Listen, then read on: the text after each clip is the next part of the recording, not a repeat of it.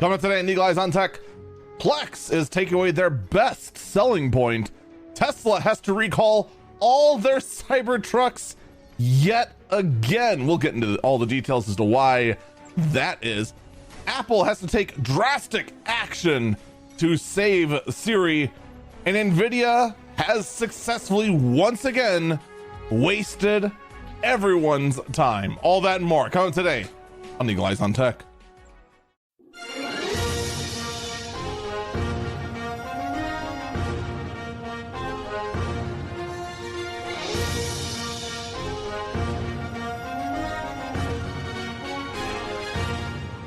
Good morning, good afternoon, good evening, North to AM. Good morning, this is Eagle Eyes on Tech. I am Eagle Falcon.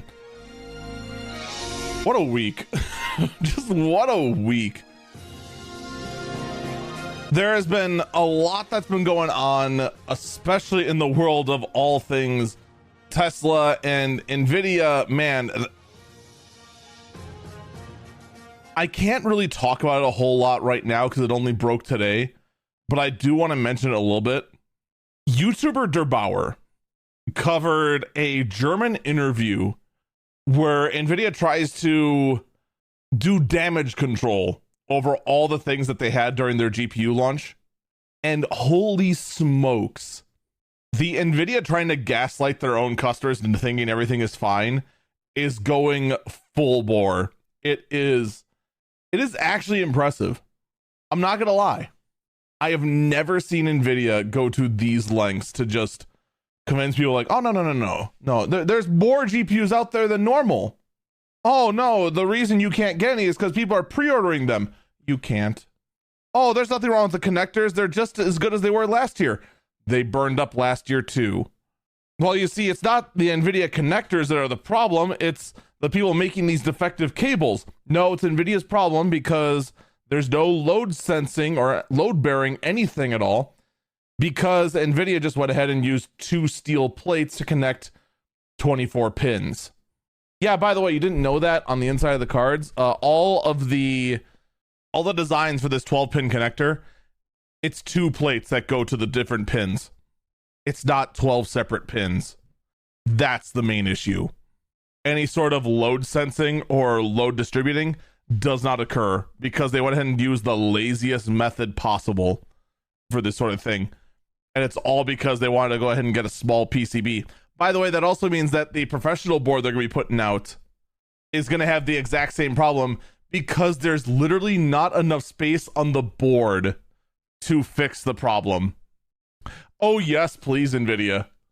Please attempt to gaslight every single professional workstation designer out there in the world. Only good things will come of this. Whoo! It's amazing. Or what you should do, Nvidia, is follow in Microsoft's path here. Microsoft went ahead and made the best update to Windows 11 possible. You see, in the Windows 11 March 2025 update, Microsoft completely deleted the Copilot app. This means that all that AI built-in nonsense, it's all gone because the app is gone. They de-AI'd Windows 11. See, what a great update, man. Let me go update to this update right now. There's just one problem with this update. This was not an intended feature. It's a bug. First off, Microsoft, how do you push out a bug that gets rid of the one thing you preach forever? How do you miss that? Or is this just evidence that you don't even use AI in your own workspace? Like, I just don't understand how that's missed. I really don't. Second, maybe you should take a hint. Everyone was cheering when they found out about this, that, oh my God, my AI is gone. What a great update. Hallelujah. Hallelujah. Nah, it's a bug, and Copilot is going to be added back into Windows 11 on the next patch. Could you just lie to us? Just come on. Just make it go away. It'll actually be beneficial for literally everyone if it just Just go away. Just make it vanish and everything will be better. Meanwhile, let's talk about Plex. Oh, Plex. How many people even remember Plex? Put your hands down. I can't see you. This is a podcast. I don't have eyesight on you. Plex, if you are unaware what it is a, what's the right word for it? It is a server-based program you can run, but also became a media service in which you can go ahead and get various forms of TV content, movie content, and whatnot. They have a program for that whole sort of thing. But where they started off at was being a server program where you run Plex on your home computer, or if you're insane enough to have a server at home, a server, you put your media on the server with Plex on it, and then on any device you want, you could play said media. So for example, I have a Plex server. It actually has a couple of things on it. One of the biggest things I keep going back to because it's nice and soothing and calming and haunting is an anime called Mushishi. I can go ahead and call up that anime from anywhere I want. Not just, I can call it up inside the house. I can call it my parents' house. I can call it up anywhere I have a stable internet connection. It's basically, you can build your own Netflix, and you used to be able to do this for free. All you had to do was just pay for the base software. Now, they did away with their pricing models and eventually just went to kind of a monthly and yearly sort of subscription, because then they started doing, well, their own media. And, well, we're going to be seeing a price hike coming in April 29th, 2025. Per month, it's going to be $7. Yearly, it's going to be $70. Forever, it's going to be $250. One thing they're also doing away with is that you will no longer be able to play back your own media through Plex for free. You have to have some kind of a Plex pass.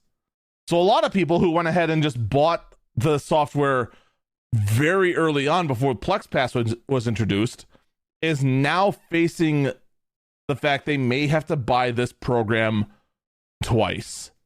And the thing is that lately Plex has kind of been moving more and more and more away from their kind of Linux DIY kind of roots and been becoming more and more of a profit focus based company rather than kind of an open source project. And a lot of people are not really thrilled with this.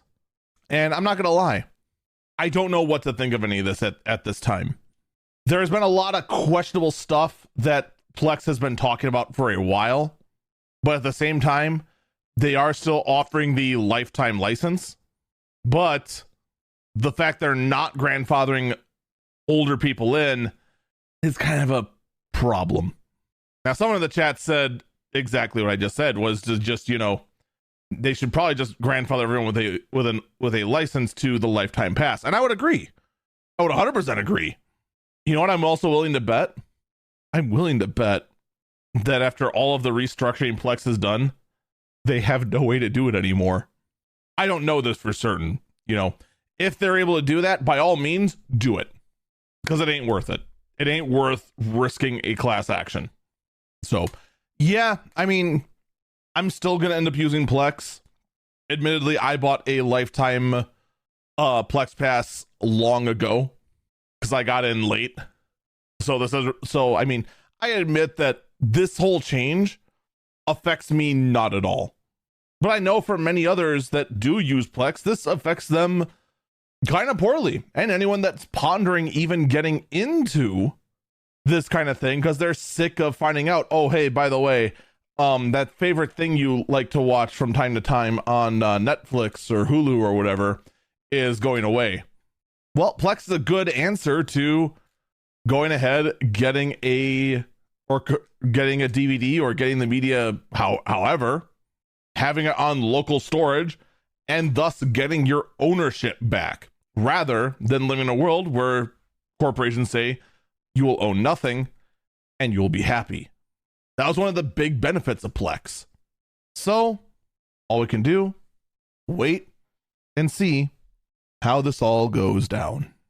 Meanwhile, though, Roku looked at Plex going, you know, I think we can piss off our customers more than Plex's. Because apparently Roku decided they're going to test auto playing ads before the home screen loads in. I want to avoid swearing on my own show.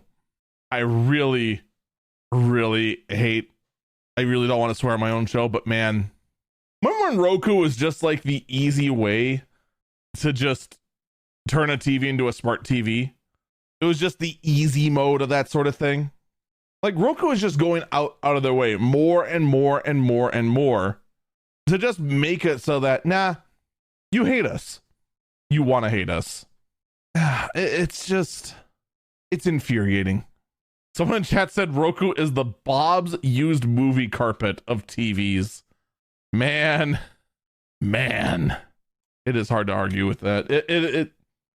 It's aggravating. That's just all there is to it. It's aggravating that they're trying to test this. I hope the test fails. I hope the feedback they get is so negative they don't even bother. Just like I'd also hope that the feedback Amazon gets about this is also so negative they don't even bother. But unfortunately, Amazon has decided to go ahead and send this out to people. Dear Echo customer, not you. We are reaching out to let you know that the Alexa feature, do not send voice recordings, that you enabled on your supported Echo device will no longer be available beginning March 28th, 2025. This feature allowed compatible Echo devices to process the audio of Alexa requests locally on device.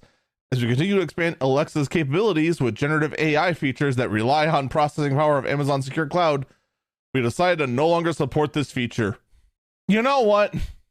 I can give Amazon a little bit of respect here.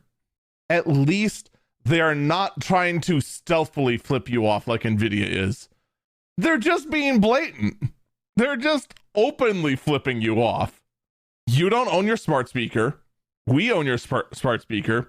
We're just letting you use it. Now allow it to go ahead and spy on you forever. Okay, thanks. You know what the worst part is about this? This actually changes nothing. Like, think about this.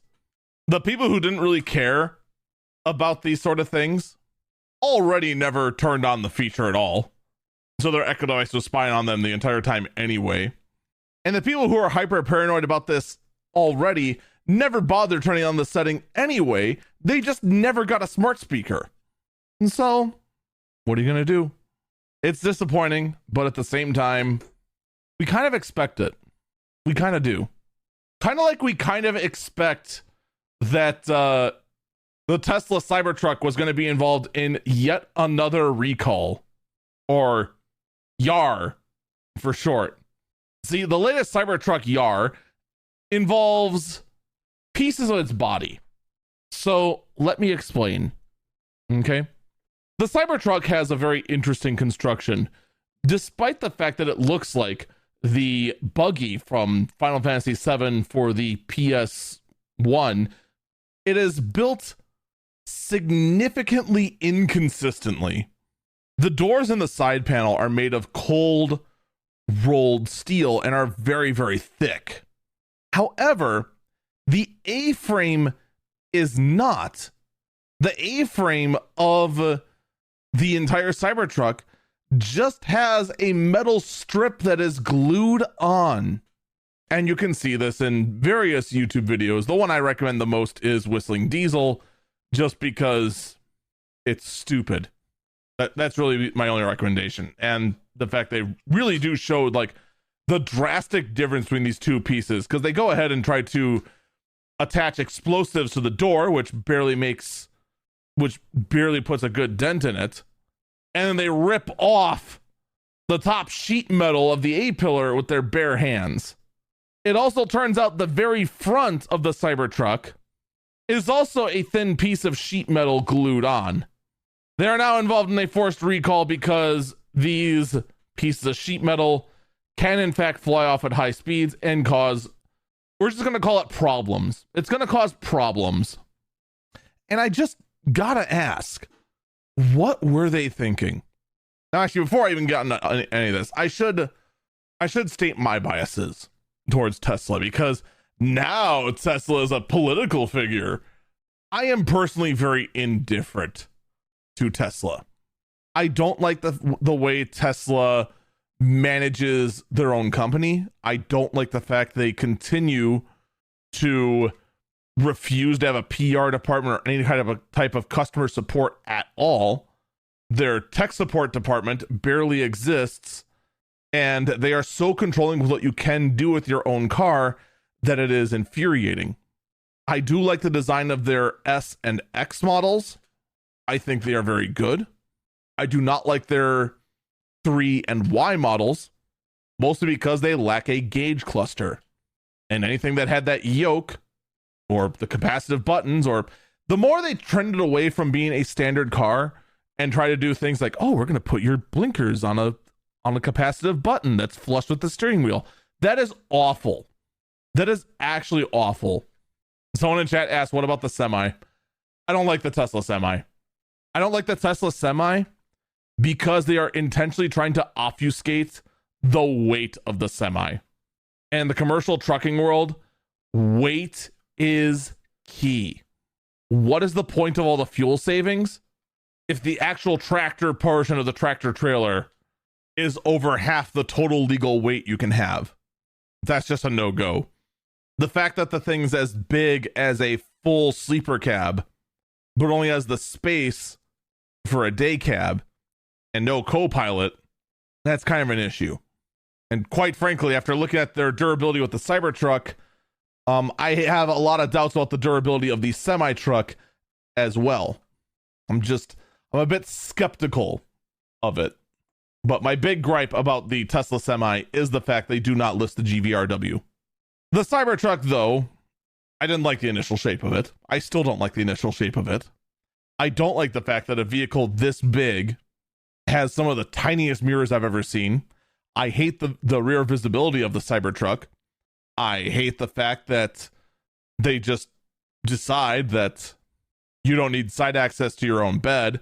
I hate the fact that it is a required rolling Tonto cover that gets jammed all the time. I hate the fact there is no gauge cluster.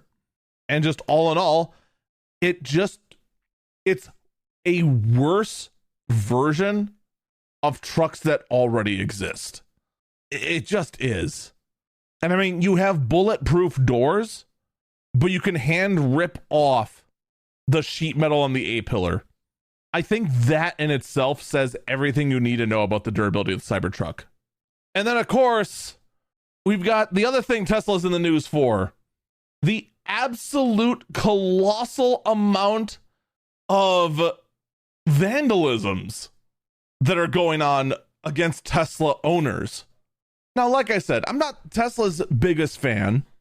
I think their product has a lot that needs to be improved upon, and I don't like the way they operate themselves.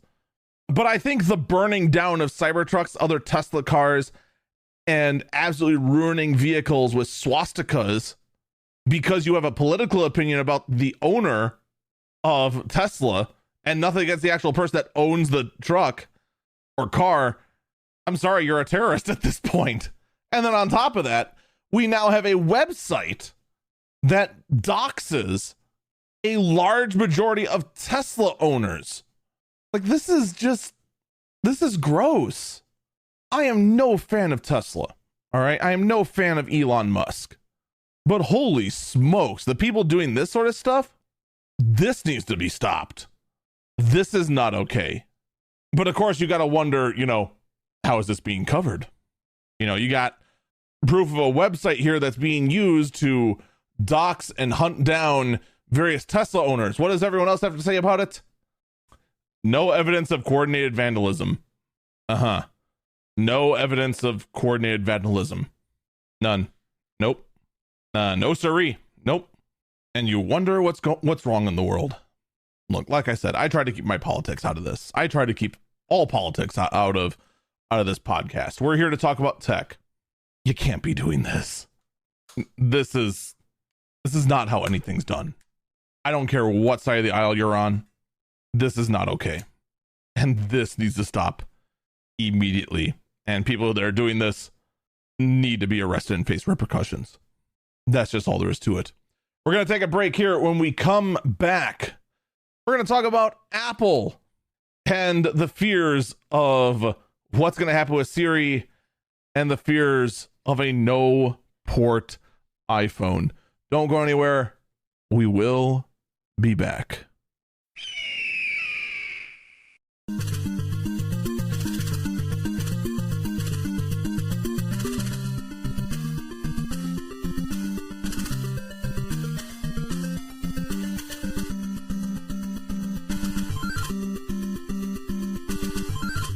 Welcome back, Eagle Eyes on Tech. I'm Eagle Falcon. GIMP has a new version. Finally, after 10 million years, GIMP is now officially version 3.0. And no, not that kind. Get your head out of the gutter, you dingus. No, GIMP is a very popular Photoshop alternative that has been free and I was about to say open source, but I actually don't think that's true. But it has been a free for everyone to use Photoshop alternative. In fact, I actually use it here as well. And it's been a long time, hasn't it? Like, it has been years since 2.0 for them to finally hit 3.0. Possibly over a decade at this point. Oh, there it is. 13 years. They have finally hit 3.0. What are the features included in 3.0? I don't know. Is it worth updating to? I don't know. GIMP has just been kind of like incrementally upgrading themselves like very, very slowly anyway. So the fact they've now hit their big 3.0 is just neat. They're there. Another new SteamOS previews their 3.7.0 version, which in fact brings support for non-Steam Deck handhelds as well as updates to the desktop interface of SteamOS, which has a name and I'm completely blanking out on what it's called. So SteamOS wants to go ahead and leave the Steam Deck for real this time. Honestly, I'm going to have a hard time judging this until we actually see it. Like, how would SteamOS behave on, say, my gaming rig, on a keyboard and mouse rig? It's a little hard to say, right? You know, maybe it'd work really well. Maybe it wouldn't. Though they're trying to go ahead and push SteamOS, a Linux-based operating system, to try and be a Windows replacement. Is it going to work? Is it a good idea? Who knows? All we can do is wish them the best. I wouldn't mind Microsoft getting some competition. They desperately need to just... Microsoft needs a wake-up call. They really, really do.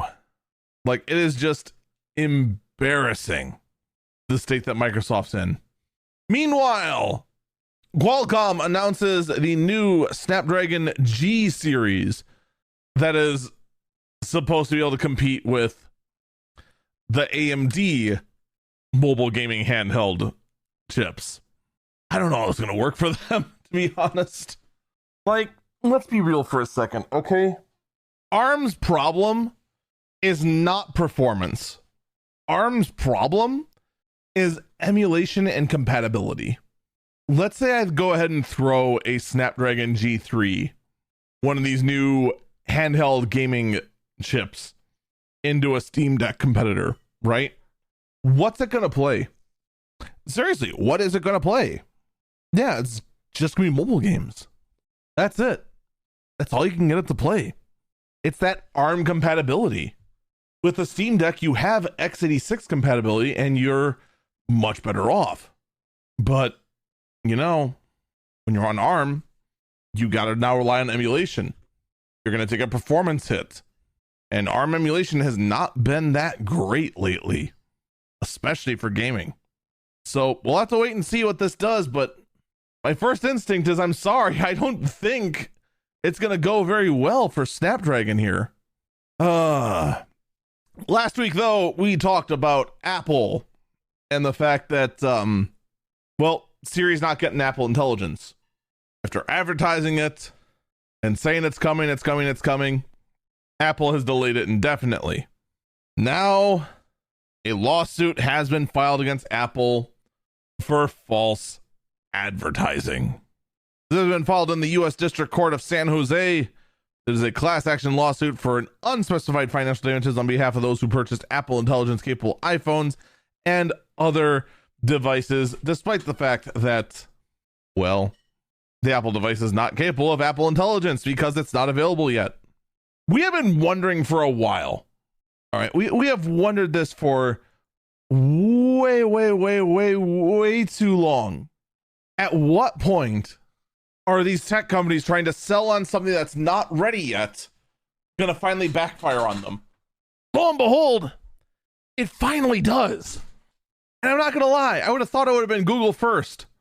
Just because Apple's usually not this sloppy. It's usually Google's the one that's so sloppy as to just, oh yeah, it'll be available or whatever. Yeah. No, this time it's Apple. Apple of all people got sloppy on the advertising. So now Apple has a problem. Things have caught up to them. What do? Well, Apple has decided to put the Apple Vision Pro chief to take over Siri internally. I'm sorry. Wait. The Apple Vision Pro chief, Mike Rockwell, will take over Siri, which is being removed from AI chief. Okay. AI chief John Giannandrea. Sure, that's how you pronounce it. So yeah.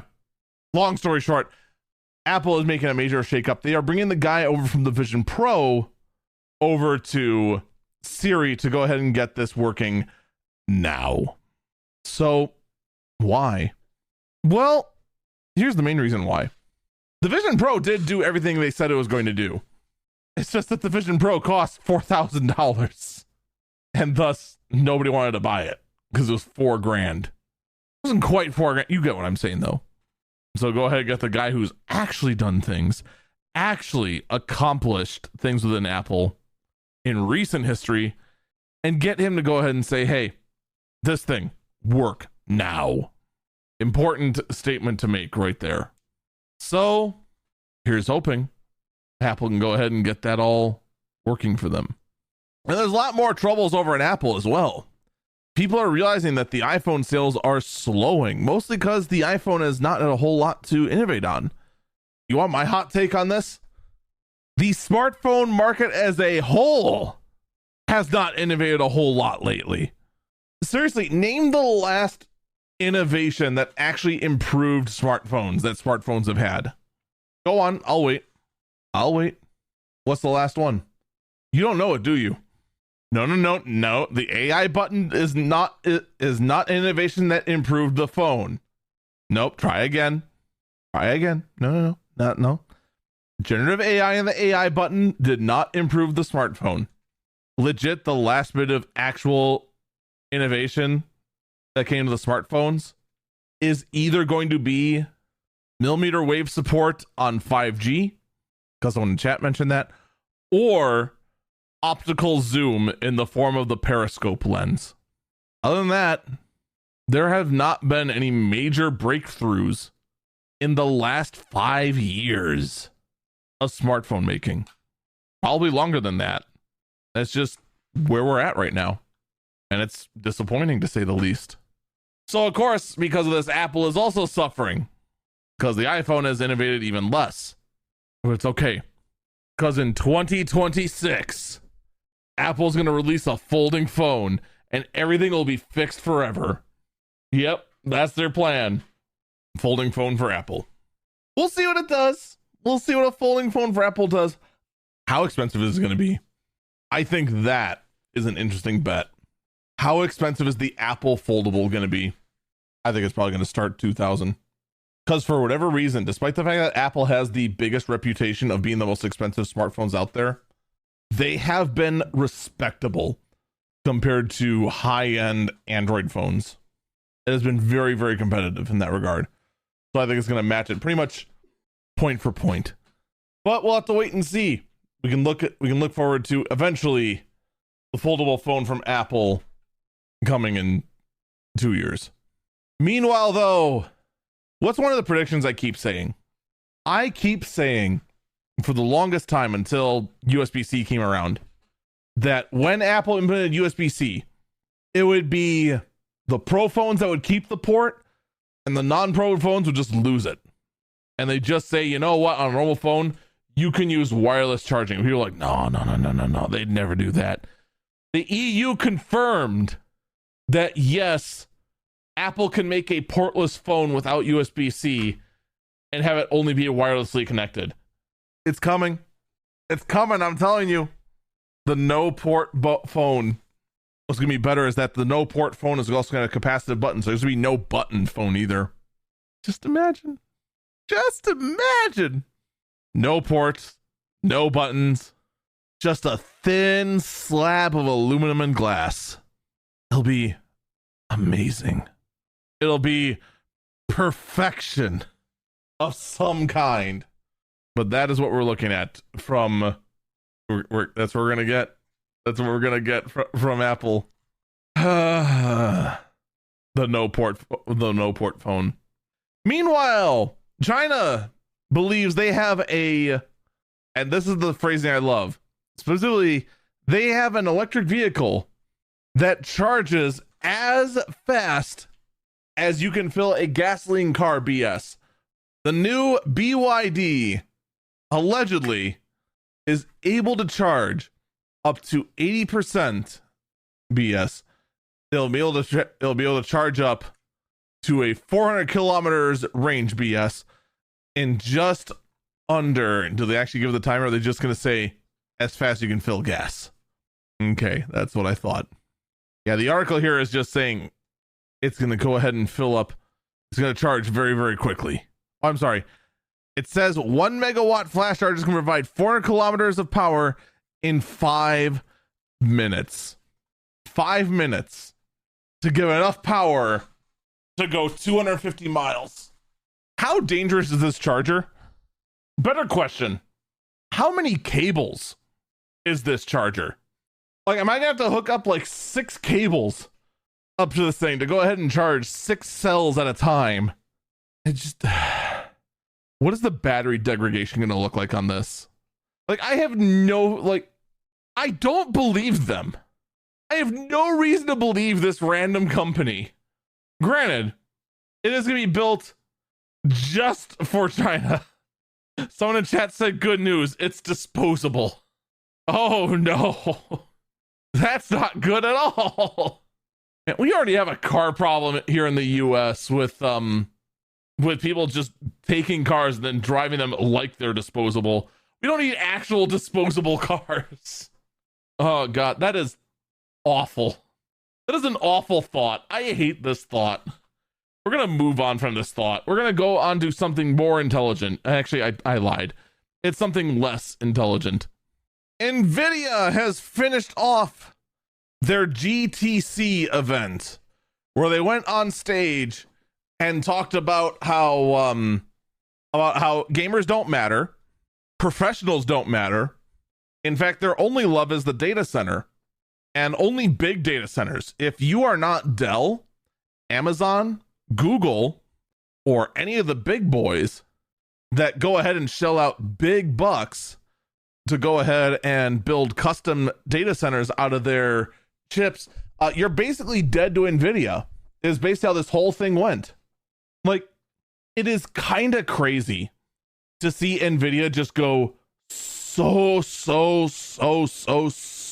far in on the AI side of things and on the data center side of things that no other customer matters.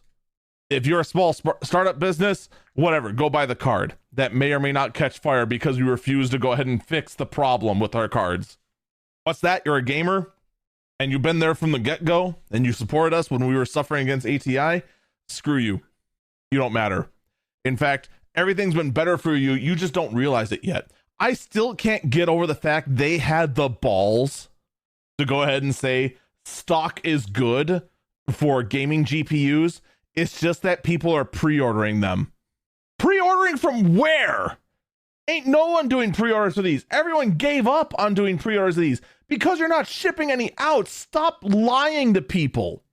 Like, it is actually crazy. By the way, because I did have to take a look, Nvidia's stock has gone down since the beginning of the year, since before they announced Blackwell, by 20 points. It has dropped nearly 15%. When was CES anyway? I was like right here, right? Yeah, despite the fact, because I know that I remember there was someone in the chat before that was just like, oh, Nvidia is doing great. You just don't matter anymore. You know, look at the stock value. It ain't good. I'm just saying. Nvidia might have the start of a problem. And they might actually have to go ahead and do this crazy thing called do something about it. Whoa. What a crazy, insane concept. Actually having to do something about it. You know what's even better? At that GTC event, Nvidia had a food truck set up out there that was selling their GPUs at MSRP. So the true believers could go ahead and get GPUs at the correct price after they spent $1,000 on a ticket. Everyone else, although maybe, just maybe, we could turn to Taiwan to figure out how we're going to go ahead and afford a new GPU. You see, MSI, first off, MSI is kind of in a weird spot right now. MSI is not making AMD cards. MSI seems to be making more and more turns to try and take the void that EVGA left behind. Here's the problem with that, MSI. EVGA cared. EVGA actually gave a darn about their customers. But you know, go ahead. Try to take over where EVGA left. Let me know how that goes for you. Because man, they don't care. But they are doing something unique. You see, MSI has a new collectibles thing going, right? So when you buy current Nvidia GeForce RTX 50 series cards, you can get a collectible figurine. And if you collect all 9 collectible figurines, you can turn it in for a 5080. I'm dead serious. MSI wants you to pull $1,000 gotchas. And if you collect all of them, you can get a card that should cost $1,000. This might be the dumbest thing I've ever seen. What kind of promo is this? What cursed nonsense is this? I'm going insane. This is nuts. Oh man. Someone asked what in the scalper BS is this? I don't know. All I know is my 4060 is looking pretty good right now. I'm just saying. I don't want to brag, but man, it works. I can confirm it works. Oh man. The tech world right now is a cartoon. You cannot convince me otherwise. There's just no explaining this. Meanwhile, some terrifying things that some terrifying but also good things that Nvidia is able to do. Nvidia has partnered up with Synchron to give people who are disabled the ability to control electronics remotely using a VR headset. First off, from an accessibility point of view, from someone who's disabled, or for someone who's disabled, I am not disabled yet. This is very fascinating. To actually show a demo of someone that's able to remotely turn on their vacuum cleaner or a lamp by just looking at it is interesting. On the other hand, part of me feels like we are now one step closer to just having psychers from the Warhammer universe in real life, and I don't know how I feel about that. Granted, these are like absolute baby steps compared to psychers from the Warhammer 40K universe. Still though, it's interesting tech. It is very, very interesting tech. That much I can say for sure. Look, I'm just saying, we already have enough problems in the world. I don't need the world to become Warhammer 40K. That being said though, ladies and gentlemen, I bring you the last bird, the last story of the day, the weirdest story of the week. Ladies and gentlemen, bacteria that make plastic. You heard me. We have organic E. coli, not nanomachines, but they're able to make plastic. We have somehow managed to go ahead and get nature to make our microplastics for us that are going to poison the earth instead of doing it ourselves. One of the first things someone asked in chat, what is the print speed?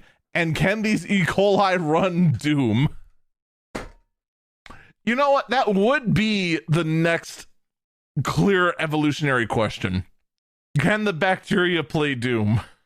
Can the plastics made from the E. coli run Doom? You know what? We could instead go about the fact that, you know, these E. coli are able to make a renewable building material that can in fact break down in the earth. And this is a very interesting breakthrough in the world of constructing small parts. But yes, clearly we need to get these specific bacteria to run Doom.